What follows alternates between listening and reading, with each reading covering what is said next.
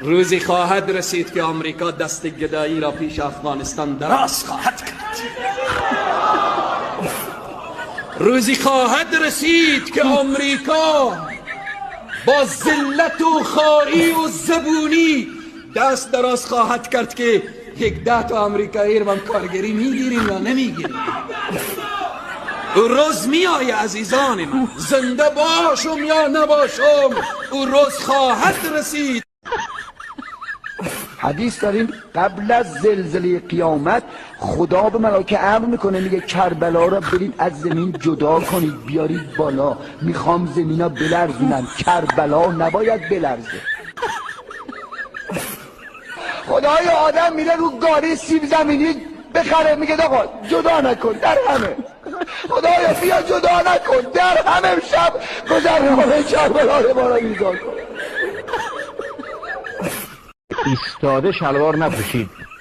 در روایت برای اگر کسی ایستاده شلوارشو بپوشه خدای متعال به درد او رو گرفتار میکنه که درمان نداشته باشه. آیا تاکنون دیده اید آخوندی در کارخانه ها کارگری کند؟ آیا دیده اید آخوندی از جیب خود نظری درست کرده و بین مردم تقسیم کند؟ چرا دکتر بیکار داریم ولی آخوند بیکار نداریم؟ اینجا دیاریه که برخی هر روز ایده های بهشتی میفروشن، اما خودشون سوار ماشینای ضد گلوله میشن و به بهترین بیمارستانای دنیا میرن تا ورودشون به بهشت رو تا حد ممکن به تعویق بندازن و مردم ساده دل رو برای مداوا به امامزاده ها میفرستن.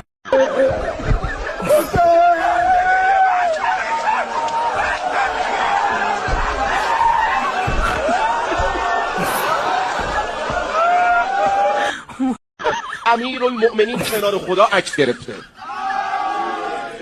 اینا رو ممکنه بگی اینا عجیبته، یه دونه اینا. من اینجوری به شما میگم، معذرت میخوام، به علما هم من اینجوری صحبت میکنم، میگم هر جمله فارسی میگم روایت و حدیثه، بعد ازم بخواید. پیغمبر شب معراج رفت دید کنار عرش یه نفر ایستاده.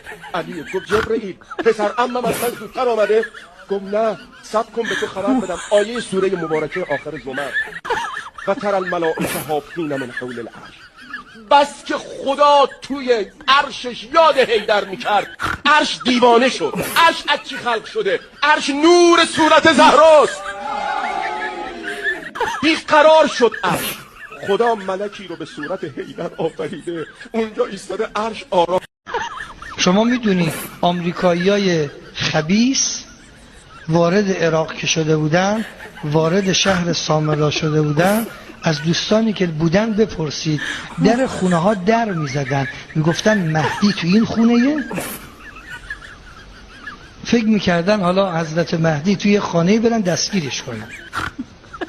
اون دنبال امام زمان میگردن دستگیرش کنن. یه روز پیغمبر بعد نماز صبح فرمود یا علی امروز بناست قافله های از ملائکه برای دیدار بیان در مطالبی، قدغن است کسی رو راه نده تو حجره من. مولا فرمودن از طلوع آفتاب من پشت در حجره بودم تا نزدیکای ظهر ابوبکر اومد بره تو. گفتم ممنوعه. گفت چرا؟ گفتم پیغمبر ملاقات داره. گفت با کی؟ گفتم با ملائکه. تا به حال 24,000 فرقه ملک اومدن پیش پیغمبر. ابوبکر حسود لعین در اومد گفت علی تو از کجا میدونی که 24,000 فرقه از ملائکه آمدن؟ فرمودن چون من میشنیدم صدای ملائکه را. 24,000 زبان با پیغمبر صحبت شد و انا اعلم بلسانهم. این امامتونه.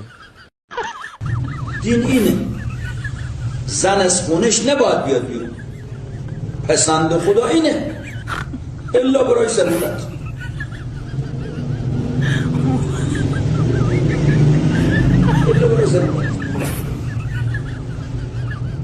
زن بیاد تو یک جمعیتی که مردم نشستن سخنرانی بکنه و دیکلمه بخونه و شعر بخونه و بعد شما توقع داشتید که زنها به خیابون پوشیه بزنن بیان؟ معلومه لخت میان 100%. کار از اینجا خراب شده.